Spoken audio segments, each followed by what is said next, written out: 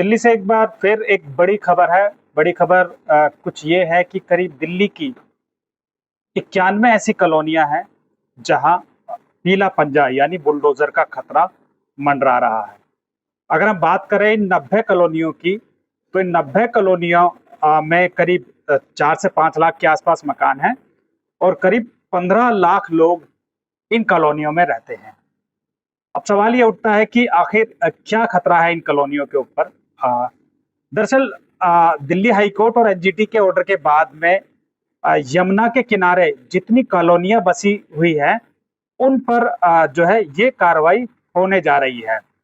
दरअसल एक ओ जोन जो जो यमुना के किनारे जो कॉलोनियां बसी हुई हैं उन्हें ओ जोन की श्रेणी में डाल दिया गया है। अब ओजोन क्या होता है?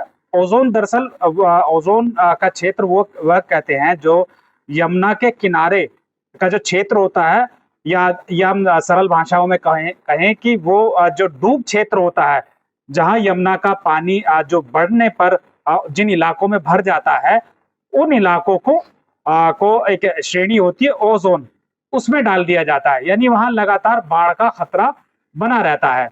अब इसी को लेकर दिल्ली हाई कोर्ट और एनजीटी की सख्ती के बाद में डीडीए ने लगातार इस पर कार्रवाई शुरू कर दी है। अगर हम बात करें जगतपुर इलाका, जो दिल्ली का इलाका है, बुराड़ी में आता है, बुराड़ी विधानसभा में आता है, वहां लगातार ये तोड़फोड़ की कार्रवाई ये चालू है।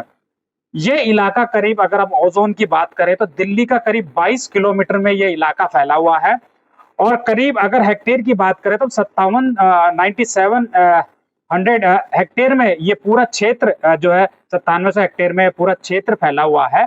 और अगर हम इसकी लंबाई की बात करें तो ये वजीराबाद बैराज से लेकर ओखला के कालिंदी कुंज और उससे आगे जैतपुर तक ये इलाका पूरा फैला है।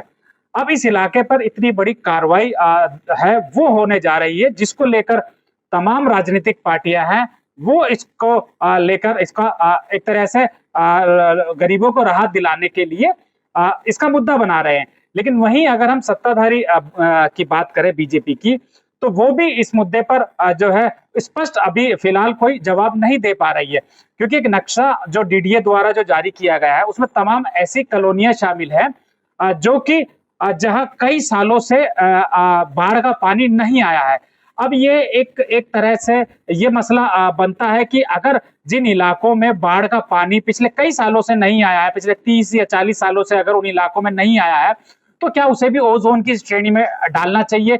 ये एक तरह से एक विवाद का विषय है जो बना हुआ है, और ना सिर्फ सत्ताधारी पार्टी बल्कि विपक्षी पार्टी भी इसको लेकर चिंतित है। दरअसल ये एक वो इलाका है जहां लगातार जो है जो पूर्वांचली बहुल वोटर है वो इन इलाकों में रहते हैं। ये दरअसल दिल्ली के वो इलाके हैं जो पिछले 30-40 सालों में जो है वो डेवलप हुए हैं।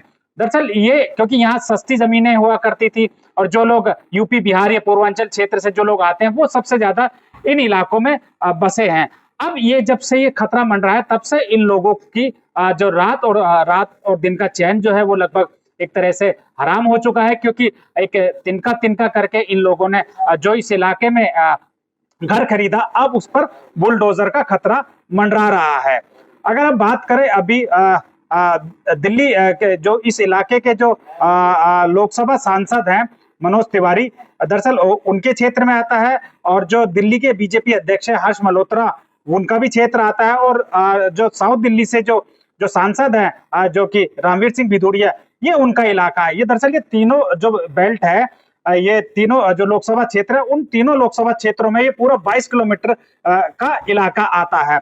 अब जब उनसे सवाल किए जा रहे हैं तो उन्होंने ये कहा कि हम ये कोशिश कर रहे हैं कि जो डूब क्षेत्र का इलाका है उसको, और जो जहां अभी तक कभी पानी नहीं भरा, उसको हम अलग करने की कोशिश कर रहे हैं।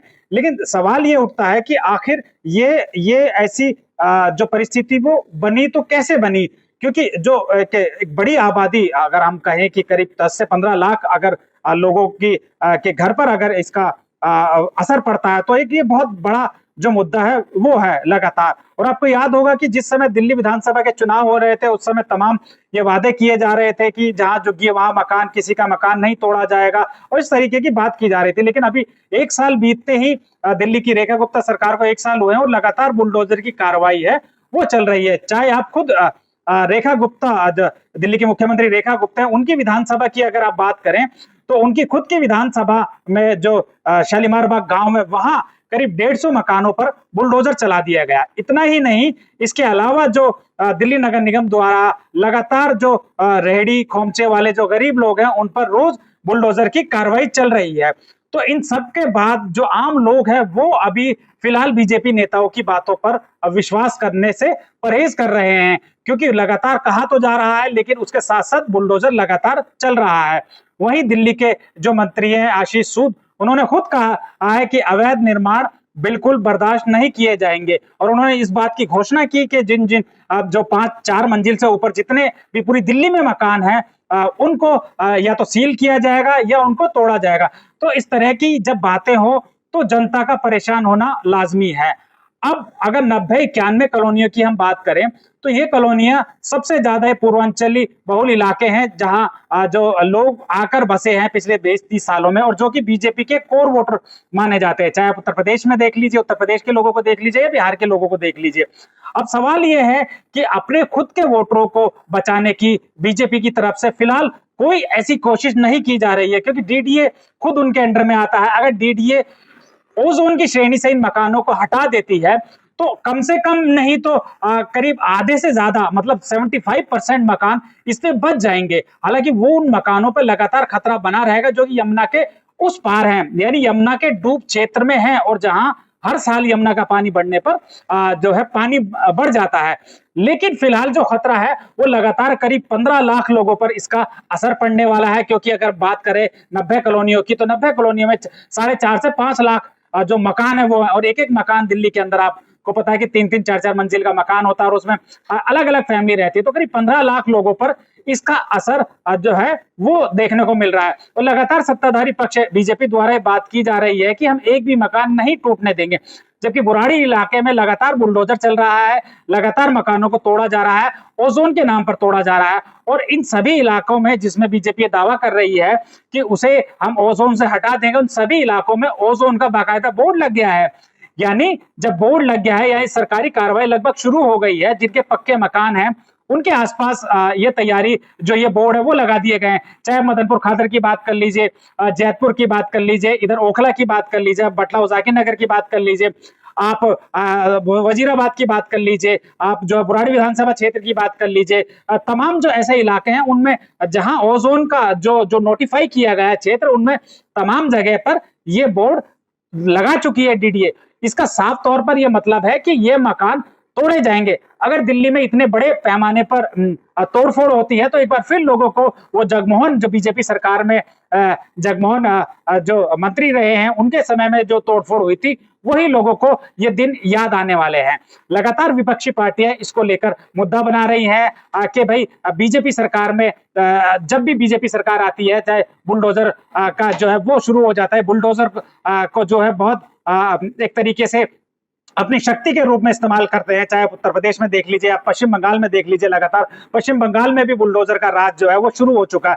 तो सवाल ये उठता है कि क्या दिल्ली में भी बुलडोजर राज शुरू होगा? अगर ऐसा होता है तो दिल्ली एक बार फिर उजड़ने की कगार पर आ जाएगी, क्योंकि 15 लाख लोग अगर घर से बेघर होंगे तो उनका क्या हाल होगा। इससे पहले हम बात करें कि दिल्ली की करीब कई झुग्गी बस्तियां ऐसी हैं जिनको लगातार तोड़ा जा रहा है, और लगातार उनको कुछ को फ्लैट दिए गए हैं, कुछ को फ्लैट नहीं दिए गए। अधिकतर आबादी ऐसी है जो झुग्गी बस्तियों में रहती थी, उनको फ्लैट नहीं दिए गए। वो आज भी दर दर की ठोकरें खा रहे हैं और कहीं ना कहीं किराए पर रहने के लिए मजबूर हो रहे हैं। यानी सरकार चुनाव के समय वादा तो करती है कि आपका जहां झुग्गी वहां मकान का वादा करती है, लेकिन सरकार में आते ही सबसे पहले झुग्गियों को निशाना बनाया जाता है। विधानसभा चुनाव के दौरान सभी झुग्गी बस्तियों में सारे बीजेपी के नेता जाकर रहते हैं, लेकिन जब बात आती है तोड़फोड़ की तो सबसे पहले वहीं उन्हीं झुग्गी बस्तियों पर तोड़फोड़ होती है। वहीं अब ये जो मैं बात कर रहा हूं वो कोई झुग्गी बस्तियां नहीं है, ये पक्के मकान है, पक्की कॉलोनी है। जो लोग दिल्ली में रहते होंगे वो बहुत बखूबी, बहुत अच्छी तरह से जानते हैं कि कितने पक्के मकान बने हैं। अब सवाल ये उठता है, जब ओजोन का क्षेत्र ये था तो कॉलोनी बसी ही क्यों?